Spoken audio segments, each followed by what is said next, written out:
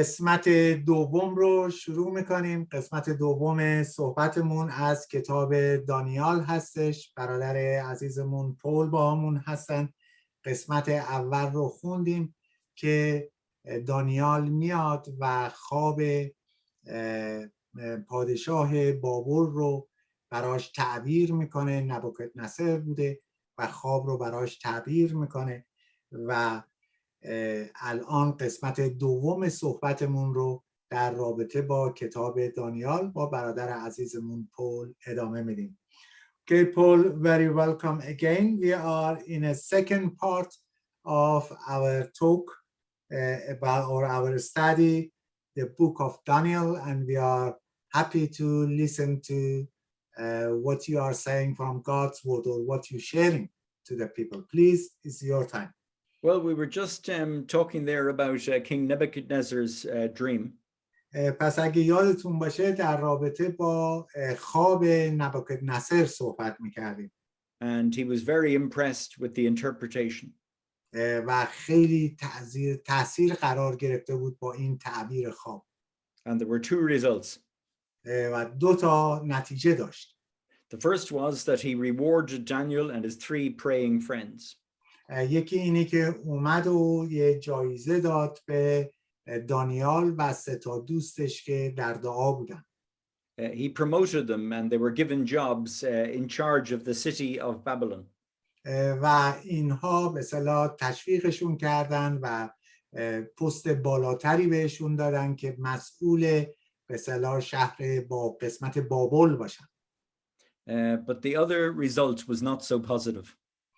ولی نتیجه دوم زیاد مثبت نبود. Do you remember the golden head that the king had seen in the dream? یادتون میاد به اون سر مجسمه طلایی که پادشاه در خواب دیده بود؟ Well, the king was very pleased that he was the golden head. از یه طرف اون خیلی خوشنود بود که اونه که این سر طلایی هستش. In fact, he was so proud of himself that he built a giant golden statue. و اینقدر مغرور شده بود و غرور داشت که اومد یک مجسمه بزرگ طلایی ساخت. It was huge, 30 meters high. و بسیار بزرگ، 30 متر بلندی این مجسمه بود. And then he commanded everyone to come and bow down to it. و اومد و به همه دستور میداد که باید بیاین و به این مجسمه تعظیم بکنین، احترام بذارین. And this was a challenge for God's people. و این یه جوری چالش کشیده بود مردم خداوند رو. Would they compromise and worship a man? که بیان سازش بکنن و ستایش بکنن یه چیزی رو. Or would they risk their lives and only worship God? یا اینی که بیان ریسک بکنن و فقط خداوند حقیقی رو ستایش و پرستش کنن. And that's been a choice for some of God's servants all the way through history. و این به اصطلاح انتخابی بود یا راهی بود برای تمام خدمتگزاران خداوند در تمام تاریخ. It's an amazing fact that some powerful men demand to be worshipped. این خیلی عجیب نگاه میکنیم کسایی که قدرت دارن میان دستور میدن که اونها رو آدم ستایش و پرستش بکنه. I just want to show you a picture of one such man. میخوام یه دونه عکس نشون بدم از یه شخصی مثل این. Look at this. This is in North Korea. نگاه بکنین این نورد کوریا هستش. That statue is a statue of a man called Kim Il-sung. و این به اصطلاح مجسمه مال شخصی به اسم کیم ایل سونگ. And he was the leader of North Korea. و این به اصطلاح رهبر نورد کوریا هستش یا کره شمالی. Look at the people down at the bottom bowing to him. نگاه بکنین افراد رو در پایین، کسایی هستن که دارن تعظیم میکنن. Because that man wanted to be worshipped. به خاطر اینکه این من میگه که من رو ستایش و پرستش کنید. And I think the statue of King Nebuchadnezzar was something like this. من فکر میکنم که اون مجسمه نبوکدنصر هم یه چیزی شبیه این بوده. Except it was bigger and covered in gold. فقط فرقش این بود که بزرگتر بود و از طلا درست شده بود. But he wanted everyone to worship him. ولی اون میخواست که همه اون رو پرستش بکنن. I'll just stop share. There we go. And the Bible warns us we'll all face a challenge like this at the end of the age. و کتاب مقدس بهمون هشدار میده که ما هم در این دوران آخر همه به این با این چالش ها روبرو میشیم. Everybody on earth will be forced to worship a man. تمام افراد روی زمین رو به اصطلاح اجباراً میگن که انسان رو، یک شخص رو بیاین ستایش و پرستش کنیم. And they will risk their lives to disobey. و اینها زندگیشون رو به خطر میندازن وقتی که میان و قبول نمیکنن همچین چیزی رو. That is the reality that the Bible teaches. و این حقیقتیه که کتاب مقدس بهمون درس میده. And we need to be prepared for it. و ماها باید آماده باشیم برای این. Now Daniel's three friends were called, as I said before, Shadrach, Meshach and Abednego. و همونطوری که گفتم دوستای دانیال کسایی بودن به اسم شدرک و میشک و عبدنغو. And they refused to worship anyone but God. اونها اومدن و گفتن ما هیچ کسی رو غیر از خداوند حقیقی پرستش نمی‌کنیم. And the king was very angry. پادشاه خیلی عصبانی بود. I think he'd become very proud. من فکر کنم که خیلی مغرور شده بود. He thought of himself as being like God. اون میگفت که دیگه فکر میکرد که من یک کسی هستم مثل خداوند. And he challenged God. He said to these three men, و اومد چالش کشید و به این سه نفر گفت Who is the God who will deliver you from my hands? گفت که این کدام خداییه که بتونه شما رو از دست من نجات بده. But very soon he found out who God was. خیلی زود متوجه شد که چه خدایی هست. At their public execution, he had the three men thrown into a very hot furnace. و توی یک جای عمومی اومده و این افراد رو سه نفر رو اومد بندازه توی یک کوره آتیش. The king watched it happen. و پادشاه نگاه میکرد که چه اتفاقی داره میفته. And suddenly he jumped to his feet. و یه دفعه بلند میشه میپره رو پاش وای میسته. He saw four men walking around in the flames, alive and healthy. میگه که نگاه میکنه میبینه 4 تا مرد دارن رو راه میرن توی این آتیش خیلی صحیح و سالم، هیچیشون نیست. And he said, look, the fourth man is shining brighter than even the flames. و میگه که نگاه کن نفر 4م حتی روشن‌تر از این آتیشه. And so he called for the three men to come out. و به اون سه نفری که انداخته بود داخل صداشون میزنه بیاین بیرون. And they were unharmed by the fire. و آتیش هیچ صدمه‌ای به اون نرسونده بود. There wasn't even a burning smell on their clothes. و حتی بوی لباساشون هم بوی سوختگی نمیداد. Remarkable. یه چیز بسیار عجیبی. And the king was very impressed and he promoted the three men. و پادشاه بسیار به اصطلاح خوشنود شده بود و اومد به اینها رتبه بهتری داد. That miracle was a message from God. و این معجزه یک پیغامی بود از طرف خداوند. It wanted to teach the king that he was not God. این میخواست به پادشاه درس بده که تو خداوند نیستی. That he was just an ordinary human being. که تو یک شخص عادی و معمولی هستی. But even that miracle had not changed the king's heart. حتی این معجزه قلب پادشاه رو عوض نکرد. And so God spoke to him again by another dream. و خداوند با اون صحبت کرد با یک خواب دیگه. And for the second time, nobody could tell the king what the dream meant. دوباره برای دومین بار هیچ کسی نمیتونست معنی این خواب رو به پادشاه بگه. Well, nobody except Daniel. البته هیچ کسی غیر از دانیال. And the king in his dream saw a magnificent tree. و توی این خواب پادشاه یک درخت با شکوهی رو دیده. And as he watched, the tree was cut down. و اینجوری که نگاه میکرد این درخت داشت قطعش داشتن میکردن. but the stump of the tree and the roots of the tree were protected. وقتی که همینجور نگاه میکردن میدیدن که این به اصطلاح تنه درخت، اون قسمت کنده درخت و ریشه ها یه جوری حفاظت شده. And so it was possible that the tree could grow again. پس این امکان داشت که دوباره این درخت رشد بکنه. It must have taken some courage for Daniel to tell the king that he was the tree. این باید یه مقداری قدرت میخواست دانیال که به پادشاه بگه تو این درخت هستی که قطع میشه. He told the king that he would be cut down. و پادشاه گفت که این تو هستی که قطع میشی. And that he'd lose his power because of his pride.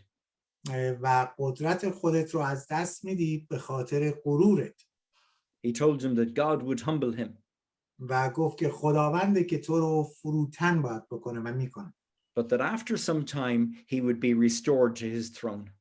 و بعد از یه مدت دوباره خداوند تو رو برمیگردونه رو پادشاهی. And the king was told that God wanted to teach him a lesson. و گفت که خداوند میخواد بهت یک درسی بده. What was the lesson? چه درسی بود که میخواست بهش بده؟ God's in charge. خداونده که قدرتمنده. He puts rulers into power. اون میاد افراد رو بهشون قدرت میده. And he removes them again if it's his will to do so. اگر خواستش باشه دوباره قدرت و مقام رو ازشون میگیره. Mr. King, you're not God. پس تو یکی میتونی پادشاه میتونی باشی ولی خداوند نمیتونی باشی. Well, 1 year later, the king was looking out over his magnificent palace and city of Babylon.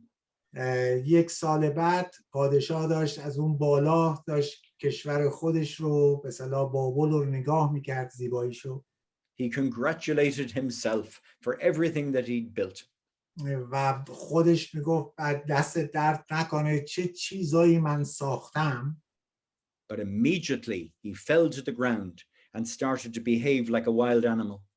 و در همون لحظه این به زمین افتاد و شروع کرد مثل یک حیوان وحشی عمل کردن. He even started to eat the grass. حتی شروع کرد که اونجا علف میخورد. And so for a time he was locked up like an animal in the zoo. برای یک مدتی این رو به اصطلاح قلف کرده بودن جایی حالت زندانی مثل یک حیوان در به اصطلاح باغ وحش. And that was possibly a rare medical condition.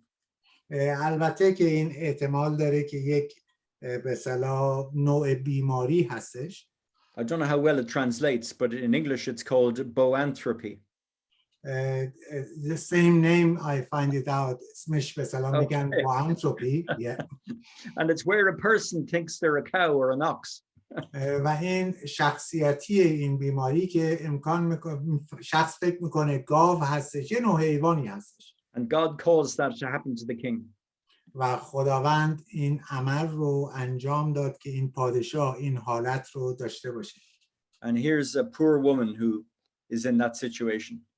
درست مثل این زنو نگاه میکنی داره علف میخوره. So I think that possibly this is what happened to King Nebuchadnezzar. من فکر کنم که این اتفاقی بود که برای پادشاه نبوکدنصر افتاده بود. But you know, there is a wonderful end to this story. ولی زیبایی اینه که آخر داستان خیلی خوبه. God gave his sanity back to the king. دوباره خداوند اومد و این پادشاه رو برگردون سر جاش. God restored him to his throne. دوباره برگردوندش روی تخت پادشاهی. But he was a changed man. ولی این دیگه این شخص این مرد عوض شده بود. He sent letters all around his empire. و شروع کرد نامه نوشتن به سراسر امپراتوریش. And those letters told the story of how God had worked in his life to humble him. و داستان رو شهادت میداد که خداوند چجوری از زندگی این استفاده کرد که اون رو افتاده کرد که ازش استفاده بکنه. And he finished the letter by worshiping God. و نامه رو اینجوری پایان نامه این بود که ستایش و پرستش خداوند حقیقی. This is what he said in Daniel. You'll find it in Daniel chapter 4 verse 37.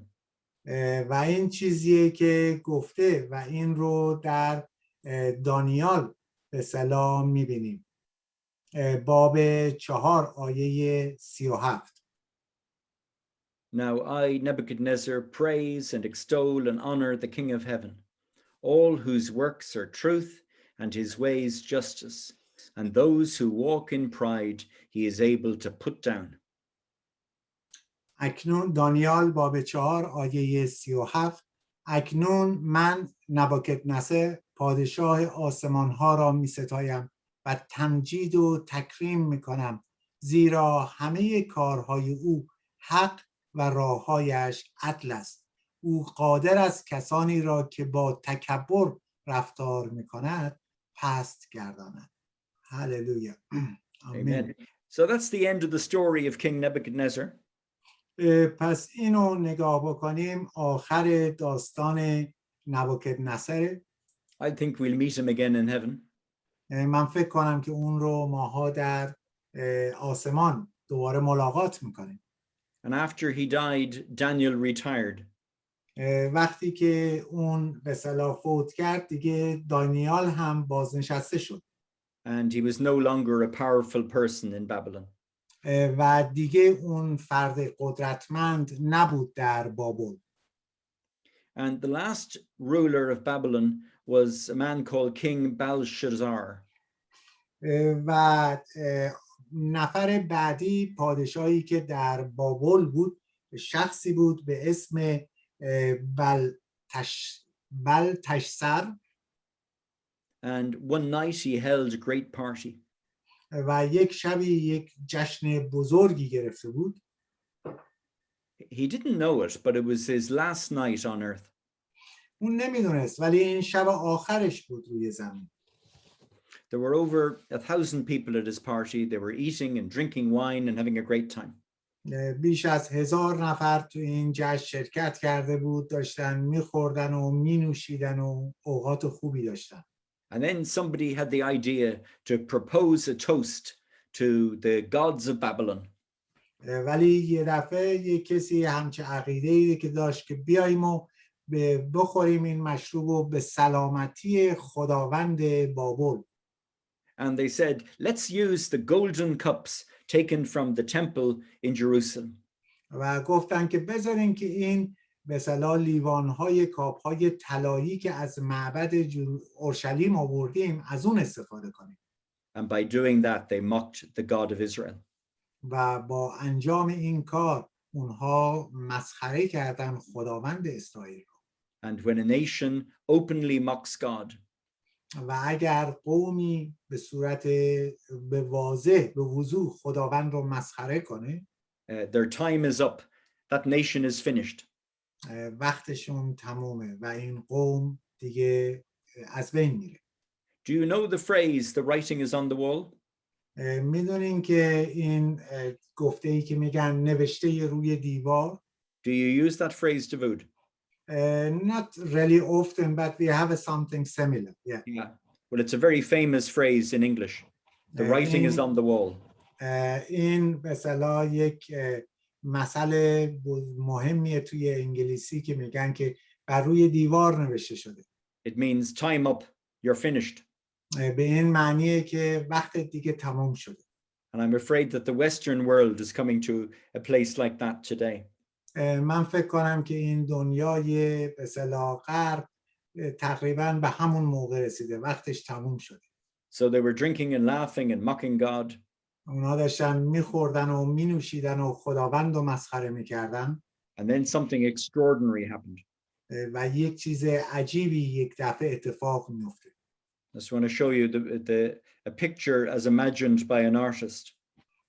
یک تصویری که به اصطلاح خیالی هستش، درست شده یک آرتیستی درست کرده.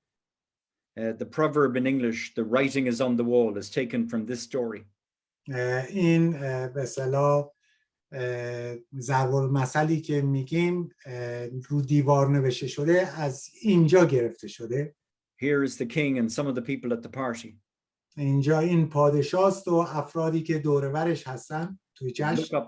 Look up here. نگاه بکنین اونجا. As the people watched, a hand appeared. همینطوری که مردم نگاه میکنن یک دستی اونجا پیدا میشه And it wrote a message on the plaster of the wall. و روی گچ دیوار یک پیغامی نوشته میشه And the drunken laughter in the room stopped immediately. و یه دفعه اون خنده و سر صدا توی اتاق ساکت میشه. The king was terribly frightened. پادشاه واقعا ترسیده بود. And he called for his wise men to interpret the writing. اون به افرادی که حکمت داشتن اونجا پیشش گفت بیاین این رو معنی کنین. But they were unable to do so. ولی نمیتونستن این رو معنی کنن. And then the queen remembered about Daniel. یه دفعه ملکه یادش میاد دانیال رو. And he was called to interpret the writing on the wall.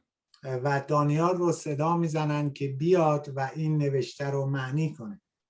Now, I should say that as Daniel walked to the feast that night, من اینو باید بگم وقتی که دانیال به وارد اون جشن شد the city of Babylon was surrounded by thousands of soldiers of the Persian army.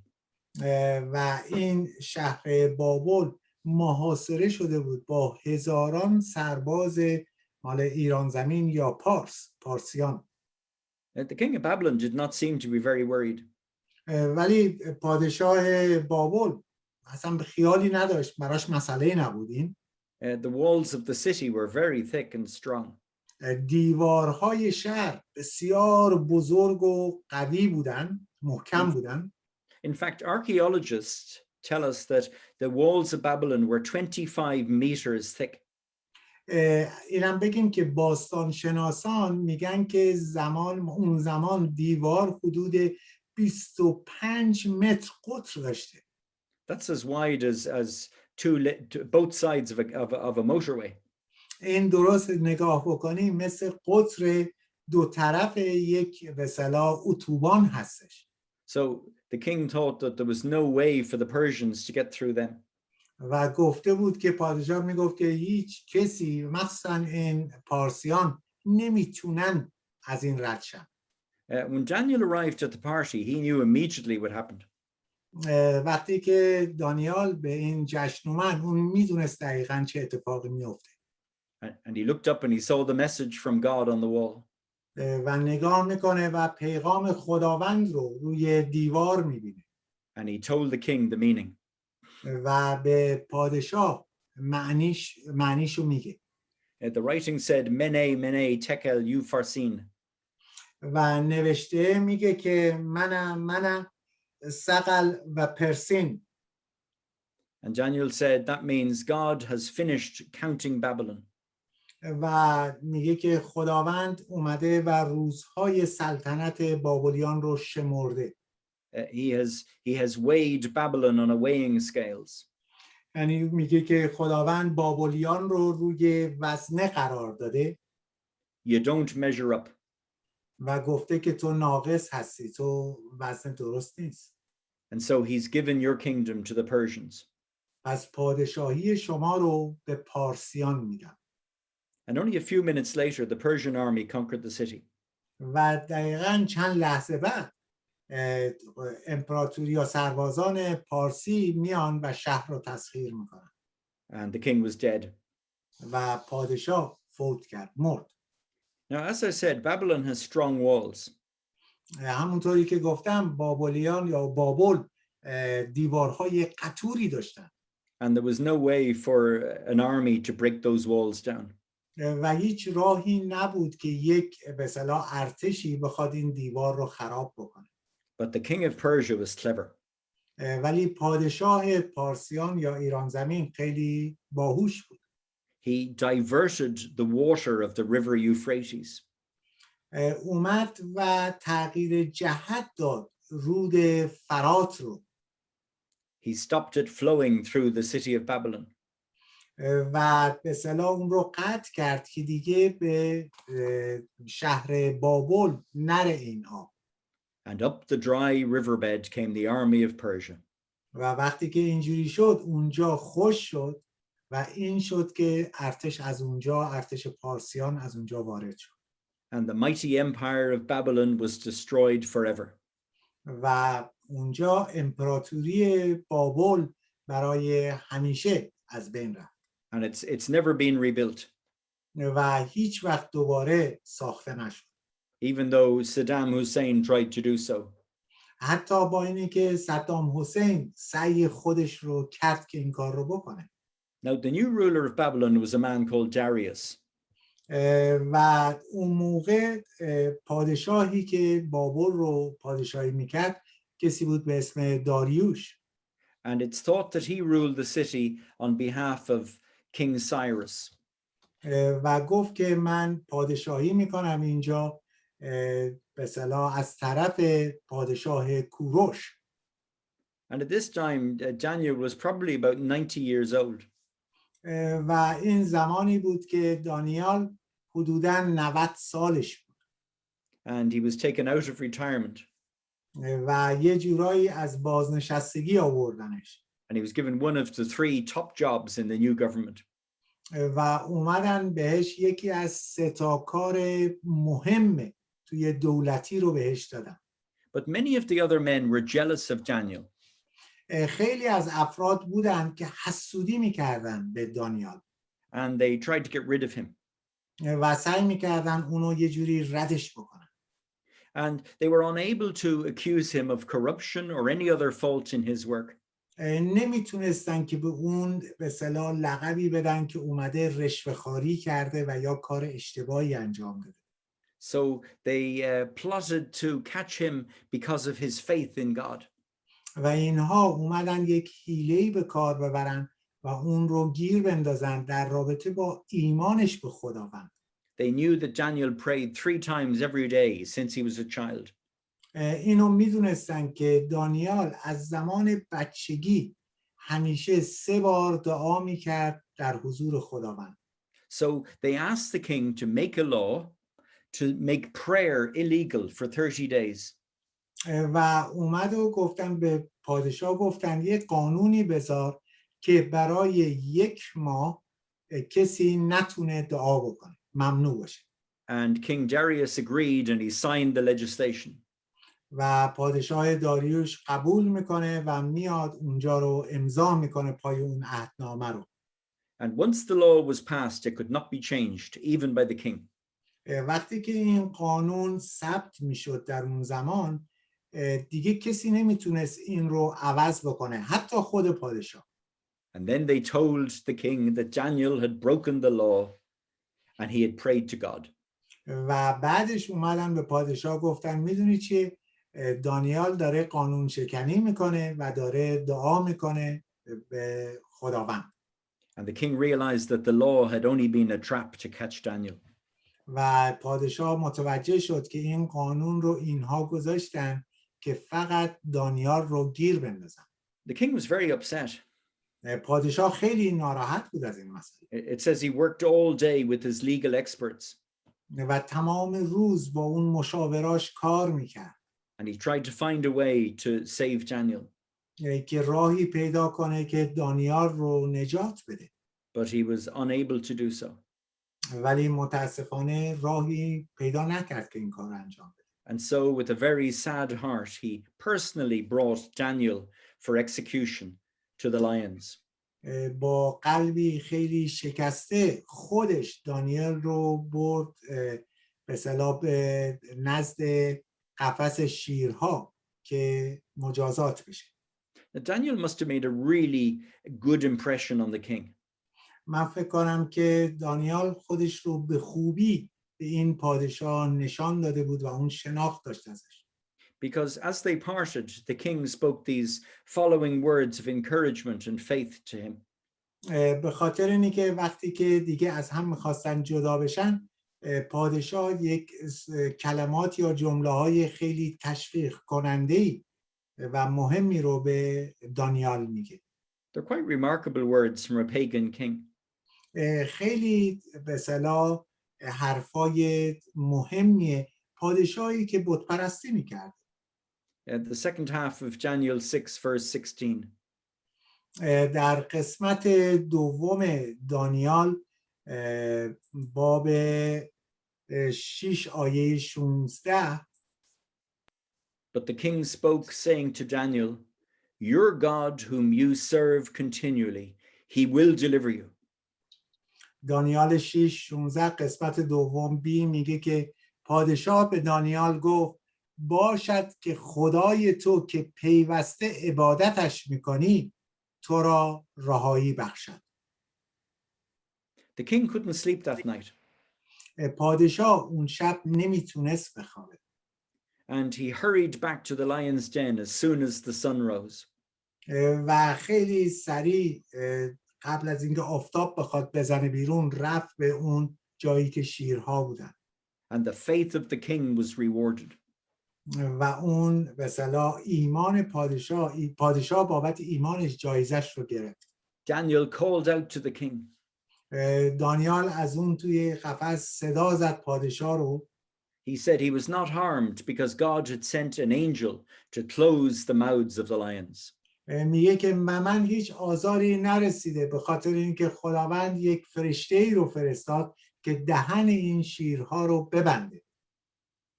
So even though Daniel was old, I think we should note that he did not retire from God. با اینکه دانیال پیر شده بود ولی این رو می‌بینیم که بازنشسته نشده بود از طرف خداوند. He continued to live for God right to the end of his life. این ادامه میده که برای خداوند زندگی بکنه تا آخر عمرش. For those of us who are older Christians, برای ماها که به اصطلاح مسن هستیم و مسیحی هستیم there's always the temptation to take it easier as we get older. همیشه این وسوسه هست که همینجور که سنت بالا میره خب کمتر کار کن. But God wants us to be fruitful for him to our last day on earth. ولی خداوند میخواد که ماها پر از برکت باشیم، میوه‌های خوب بدیم تا روز آخری که هستیم. And so may he give us the grace to live like Daniel.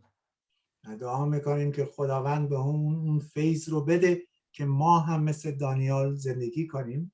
And to influence other people like he did for God.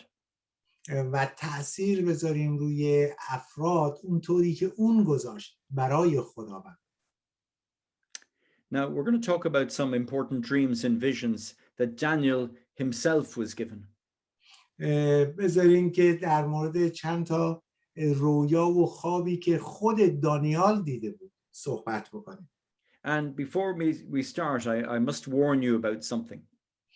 قبل از اینی که شروع بکنیم من یک هشداری در رابطه با یه چیزی بهتون بدم. There are different interpretations of how these visions are fulfilled. این معنی‌های مختلفی کردن که این رویای دانیال چجوری انجام شده. But we don't want to study so we can argue. ما ها میخوایم اینجا داریم درس میخونیم با هم دیگه میتونیم روش بحث بکنیم با هم. We study so we can learn the lessons that God wants to teach us. ماها این رو داریم این کلاس داریم میخونیم اینو با هم ببینیم خداوند چی بهمون درس میده. We study so we can live our lives in ways that pleases him. ماها مطالعه میکنیم به خاطر اینی که طوری بتونیم زندگی بکنیم که خداوند رو خوشنود کنه. And there's another thing we need to understand. و یه چیز دیگه هم خوبه که متوجه بشیم.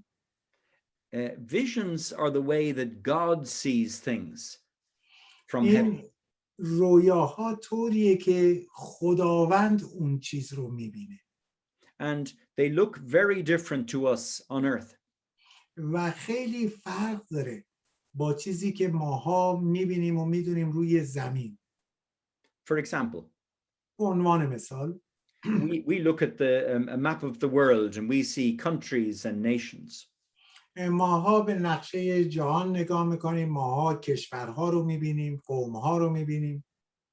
But when God looks at the world, بعد خداوند وقتی که به این نقشه نگاه میکنه، به دنیا نگاه میکنه، he sees the nations as wild beasts or animals that fight and attack each other.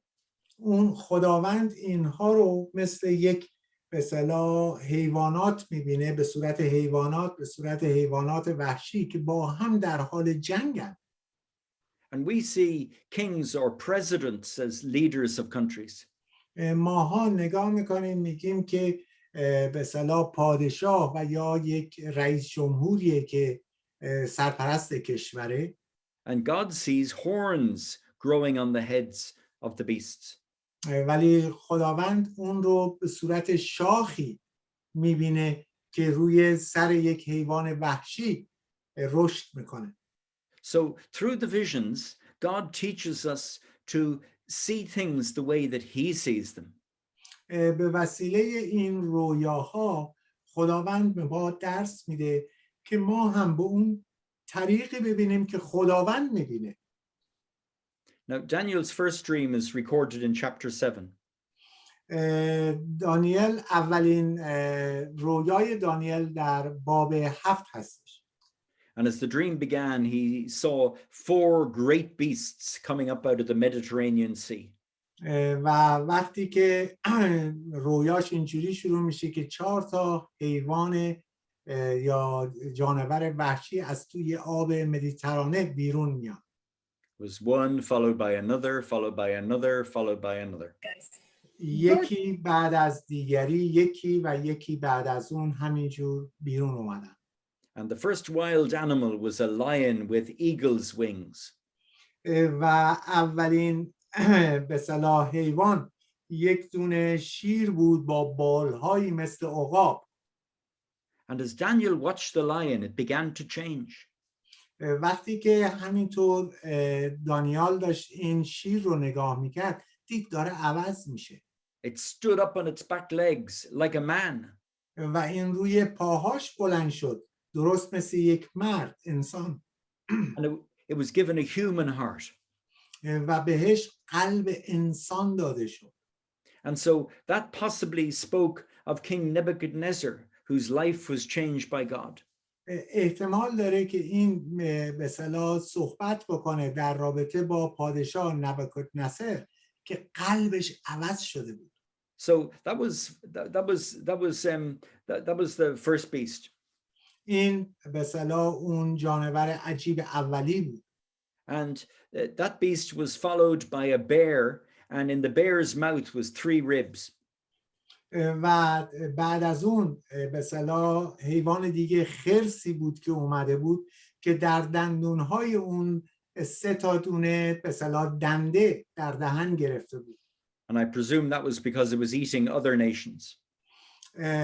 احتمالاً این به این معنیه که داره قوم‌های دیگر رو میبلعه. And the bear went on eating other nations. و این به اصطلاح خرس شروع کرد ادامه دادن به خوردن قوم‌ها.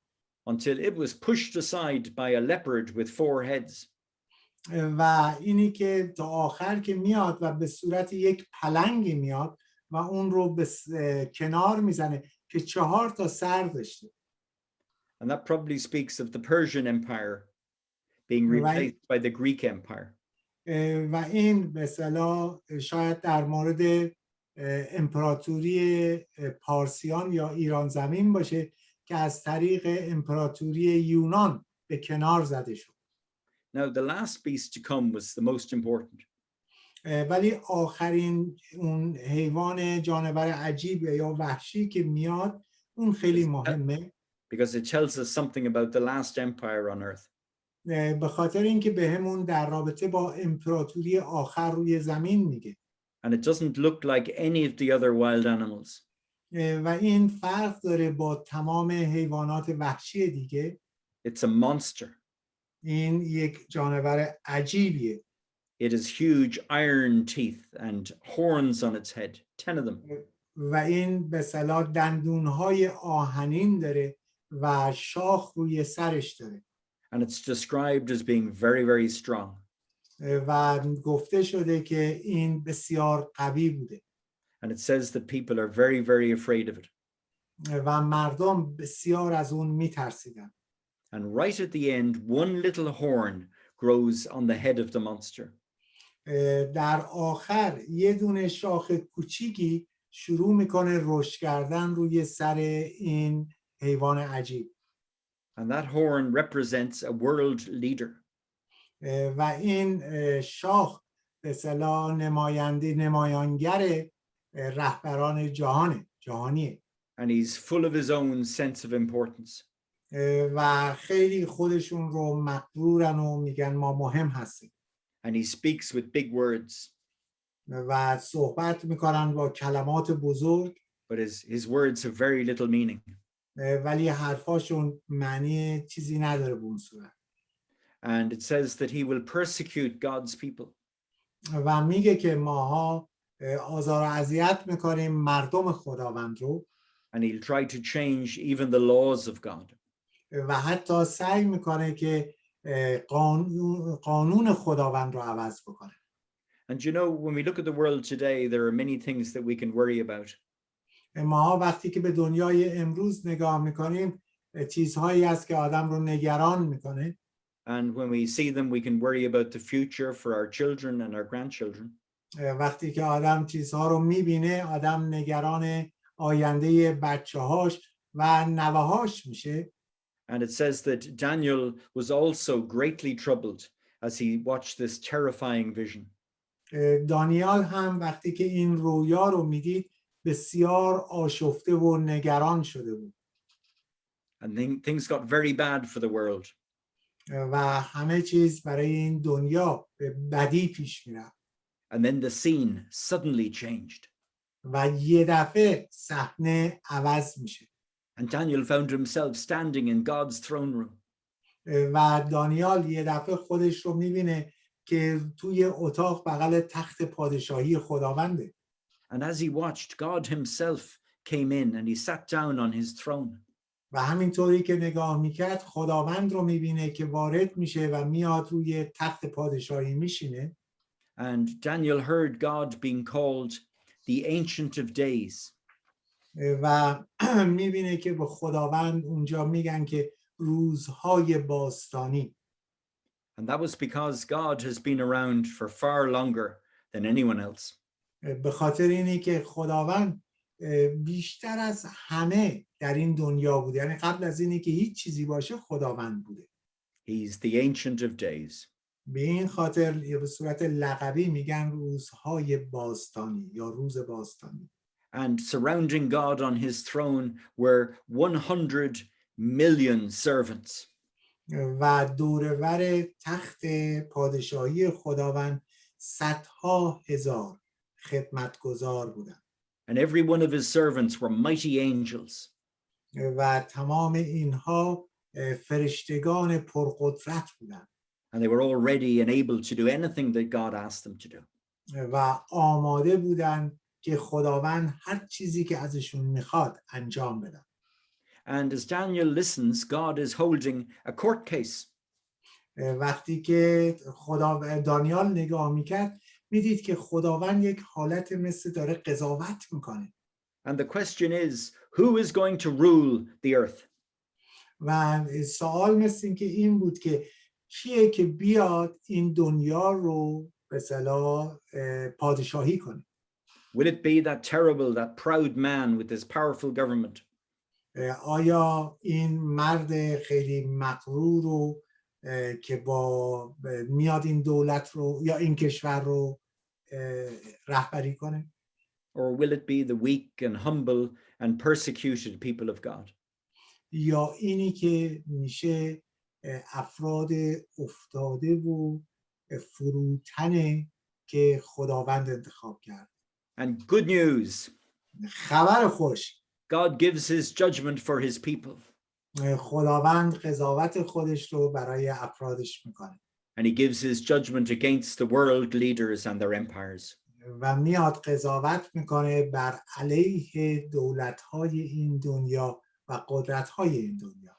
But somebody needs to make God's decision a reality on the earth. ولی احتیاج به یک کسی هست که این تصمیم خداوند رو روی زمین به وقوع بپیوندونه. Who is able to do that? That is the question in heaven. کیه که بتونه این کارو بکنه؟ این سوال اینجوری توی آسمان بود تو اون لحظه. And then a person called the Son of Man comes into the throne room. و یه دفعه یک شخصی وارد اون نزدیک تخت میاد که به اسمش میگن که پسر انسان. And that is the name that Jesus uses for himself all the time in the New Testament. و این اسمیه که عیسی مسیح همیشه در عهد جدید برای خودش انتخاب کرده بود و میگفت the Son of Man. پسر انسان. And he stands before God, و میسته در حضور خداوند and God gives all of his authority to him. و خداوند تمام قدرتش رو به اون میده And he sends him to earth to come and fix everything that is wrong. و میفرستش بر این دنیا که بیاد هر چیزی رو که درست نیست درست کنه. And this is what it says, Daniel 7:27. و این چیزیه که گفته میشه در دانیال باب 7 آیه 27. His kingdom is an everlasting kingdom, and all dominions shall serve and obey him. آنگاه پادشاهی و حکومت و حشمت و ممالکی که زیر تمامی آسمان است به قوم مقدسین آن متعال داده خواهد شد. پادشاهی آنها پادشاهی جاودانه خواهد بود و همه حکومت‌ها آن را خدمت و اطاعت خواهند کرد. هللویا. So now we know for certain that human history will have a wonderful ending. ماها این رو مطمئن هستیم طوری که کلام بهمون گفته آخر این دنیا به خوبی تموم میشه. And one day mankind will be ruled by Jesus, God's man. و روزی میاد که ما انسانها به وسیله عیسی مسیح رهبری و پادشاهی میشه. And we need to encourage ourselves with this truth. و ما احتیاج داریم که همدیگر رو تشویق بکنیم در رابطه با این حقیقت. However, for the moment, we should honor our leaders. ولی در حال حاضر ماها باید احترام بذاریم به رهبرهای خودمون. And we should be obedient to them where possible. و ما تا اونجایی که امکان داره باید به اصطلاح تابع اونها باشیم. But we should not be surprised or upset when they act like wild animals. نباید ماها ناراحت بشیم و یا یه جوری تعجب بکنیم، سورپرایز بشیم وقتی که اونها رو میبینیم مثل حیوانات عمل میکنن. But God has seen their end. ولی خداوند آخر رو میبینه. And he promises that the time is coming when we'll be ruled by God's man and not by a beast. و میگه که روز زمان میرسه که پادشاهی خداوند هست که پادشاهی میکنه، نه اینکه این به اصطلاح جانور که همون نماینده پادشاهان به اصطلاح امروز هستن. So that's the end of part 2, and we'll start part 3 in a moment. این قسمت آخر قسمت 2 و تا چند لحظه دیگه قسمت 3 رو شروع میکنیم. خداوند به یکایک شما عزیزان برکت بده.